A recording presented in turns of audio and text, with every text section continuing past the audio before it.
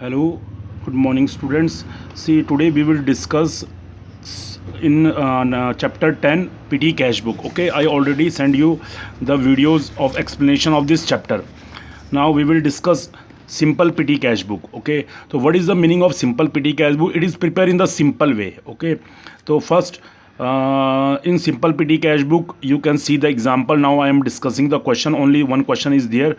Prepare the simple PT cash book of Narendra Delhi from the following particular. 2020 received cash for PT expenses 5000. ठीक है, कितना cash received हुआ 5000.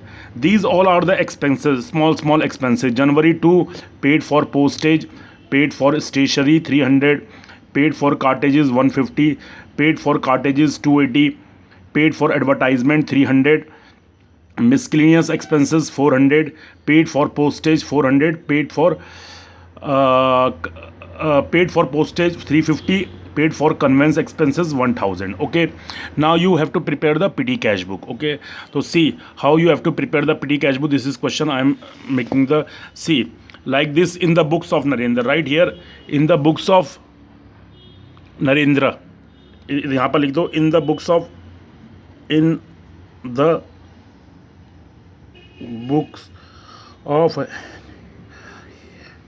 नरेंद्र दिल्ली. ठीक है, ये आपने यहाँ पर लिखा in the books of. This is question number first. तो which column you have to prepare simple petty cash book. Okay, simple petty cash book, simple petty cash book. You are preparing the simple petty cash book. Okay, तो देखो first column बनेगा, इसमें amount received. एक ही column बनता है because amount एक ही बार received होती है. तो फर्स्ट बनेगा अमाउंट रिसीव्ड. सेकंड बनेगा एलएफ का स्मॉल सा कॉलम. ठीक है, इसके बाद कैश बुक फॉयल नंबर. ठीक है, ये कैश बुक का पेज नंबर आता है, इसलिए इसमें कुछ नहीं आएगा. अभी आपको सिर्फ बनाना है. ठीक है, पहला वाला एलएफ में भी कुछ अमाउंट रिसीव्ड वाले में आएगा, एलएफ में कुछ नहीं आएगा. कैश बुक फ्यूल नंबर, इसमें कुछ नहीं लिखना है आपको. उसके बाद आएगा डेट, फिर पर्टिकुलर, फिर एलएफ. पर्टिकुलर एक ही बनेगा, फिर एलएफ, फिर वाउचर नंबर. ठीक है, और ये amount paid, it is a credit और ये डेबिट है. ये अमाउंट रिसीव्ड क्या होगी, डेबिट, और ये amount paid credit. Now you have to prepare the petty cash book I am discussing. तो फर्स्ट राइट 2020, यहाँ पर लिख दो 2020. यहाँ पर भी लिख दो डेट, नहीं यहाँ पर डेट वाले कॉलम में नहीं, यहाँ पर डेट वाले कॉलम में लिखो 2020. ओके, नाउ सबसे पहले क्या है आपको पास, क्या है कि receive cash for PT expenses. तो receive cash for PT expenses के लिए आप क्या लिखोगे कि आपको कैश रिसीव हो रहा है. कितना कैश रिसीव हो रहा है, कितना कैश रिसीव हो रहा है, आपको रिसीव हो रहा है 5000. कितना कैश रिसीव हो रहा है आपके पास बुक में देखो, 2 मिनट है, क्वेश्चन देखो. Received for cash on January 1 for PT expenses. तो कैश के लिए आप क्या लिखोगे, यहाँ पर जनवरी 1, यहाँ पर लिखो जनवरी 1, और लिखो टू कैश अकाउंट, क्योंकि कैश मिल रहा है आपको, टू कैश अकाउंट, और एक ही है कैश का. ठीक है, और यहाँ पर अमाउंट रिसीव में लिख दो कितने रुपए रिसीव हो रहे हैं आपको 5000. अमाउंट कितनी रिसीव हो रही है 5000 रुपीज़. ठीक है, एलएफ में कुछ नहीं आएगा, बाकी जितने भी एक्सपेंसेस आएंगे अमाउंट पेड में. ये अमाउंट रिसीव्ड है, कितनी अमाउंट रिसीव्ड हुई है 5000. नाउ अब आपने पे करना है जनवरी 2 को, जनवरी 2 को. किसको पे किया, पेड फॉर पोस्टेज. तो लिखो बाय पोस्टेज अकाउंट. कितना पे किया आपने पोस्टेज के लिए 450 रुपीज़. फिर जनवरी क्या है 5 को स्टेशनरी का पे किया, लिखो बाय स्टेशनरी अकाउंट. कितना स्टेशनरी का कितना पे किया आपने 300. फिर जनवरी 8 को, जनवरी 8 को by paid for cartridges, by cartridges they, it is use as, उसमें यूज़ होता है ये. ठीक है, फोटोस्टेट मशीन में. ठीक है, तो ये भी स्मॉल एक्सपेंसेस में आता है कार्टेजेस. तो कार्टेजेस का कितना पे किया आपने 150. कार्टेजेस का 150 पे किया. ठीक है, अमाउंट पेड में आएगा. फिर जनवरी 8 के बाद क्या है, फिर जनवरी 12 को फिर से आपने पे किया कार्टेजेस का, जनवरी 12 बाय कार्टेज. कितना पे किया आपने जनवरी को 150 के बाद 280 रुपीज़ पे किए. यहाँ पर लिखो 280. फिर उसके बाद जनवरी 15 को जनवरी 15 को आपने पे किया एडवर्टाइजमेंट का, तो बाय एडवर्टाइजमेंट का कितना पे किया आपने, एडवर्टाइजमेंट का पे किया आपने 280 के बाद 300 रुपीज़, कितने रुपए पे किया आपने, 300 रुपीज़, एडवर्टाइजमेंट का आपने 300 रुपीज़ पे किया। उसके बाद नेक्स्ट है मिसक्लिनियस एक्सपेंसेस, जनवरी 2 को आपने किसका पे किया, जनवरी 20 को बाय सन्ड्रीज में लिख दो उसको, सन्ड्रीज, मिसक्लिनियस एक्सपेंसेस, और you can write sundries account, और यू कैन राइट मिसक्लिनियस एक्सपेंसेस, ठीक है। सन्ड्रीज भी लिख सकते हो और मिसक्लिनियस एक्सपेंसेस भी लिख दो। कितना पे कर रहे हैं आप मिसक्लिनियस एक्सपेंसेस का, 400 रुपीज़। फिर उसके बाद जनवरी 25 को फिर से आपने पोस्टेज का क्या पे किया, बाय पोस्टेज, ठीक है। कितना पे किया आपने पोस्टेज का, 350 रुपीज़, 350 रुपये। उसके बाद जनवरी 30 को आपने फॉर कन्वेंस, तो आपने पेड किया कन्वेंस का, तो बाय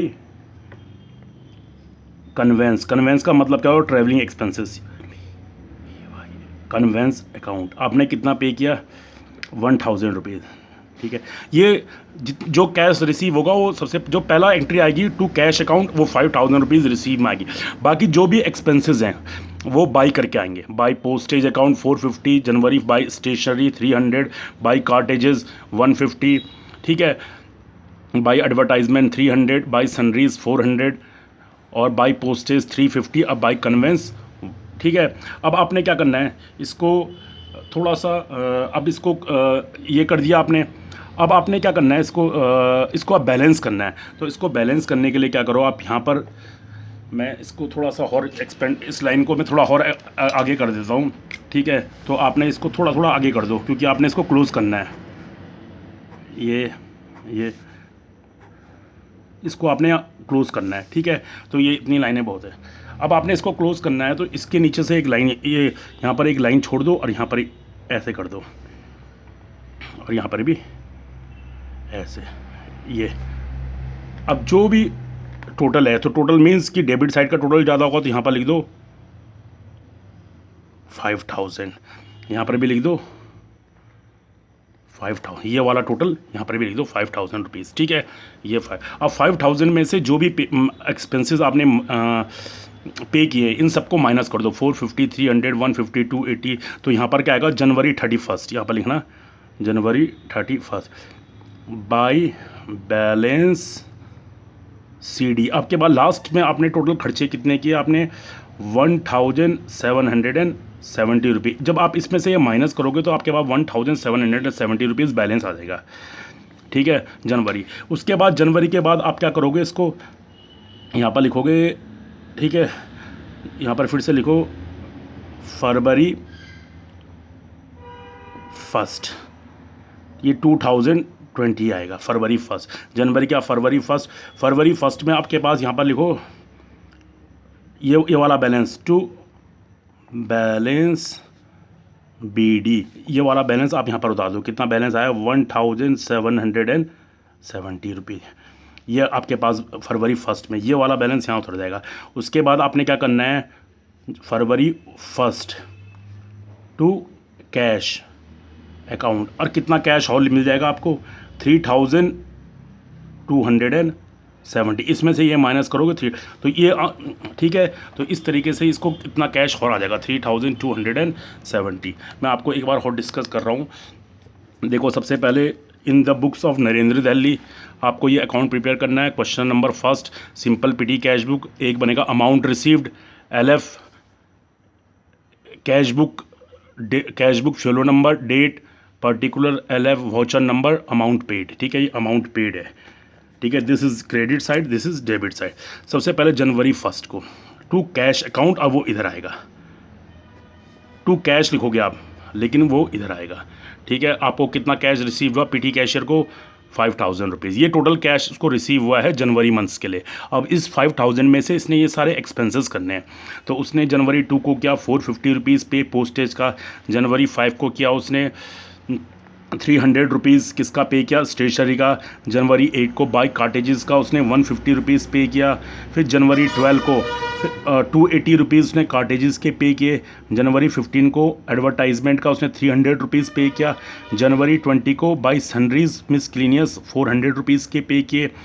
ठीक है, सन्ड्रीज भी लिख सकते हो, मिसक्लेनियस एक्सपेंसेस भी लिख सकते हो। जनवरी 25 को उसने पोस्टेज का पेड किया ₹350। जनवरी 30 को बाइक कन्वेंस का पे किया ₹1000। ये तो उसके एक्सपेंसेस हैं फॉर द मंथ। ठीक है, ये कितने हैं एक्सपेंस है। अब आपने क्या करना है, यहाँ पर एक लाइन छोड़ देना। ठीक है, और ये इसका जो 5000 है, इसका ये 5000 का टोटल यहाँ पर आ जाएगा। यहाँ पर इसी के सामने कर देना 5000 का टोटल ये। अब यहाँ पर जो लाइन छुटी है, इस 5000 में से ये सारे आइटम माइनस करना। 450, 300, 150, 280, 300, 400, 350।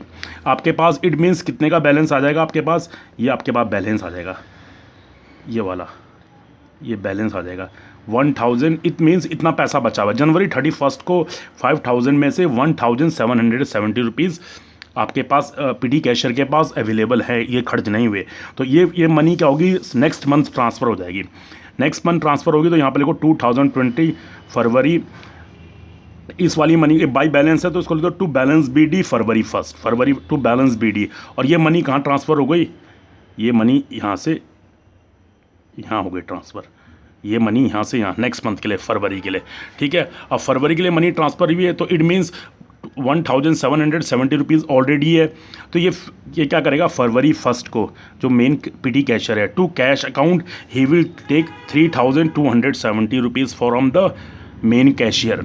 ठीक है, अब नेक्स्ट उसके पास कितने मनी अवेलेबल हो गई, ₹5000।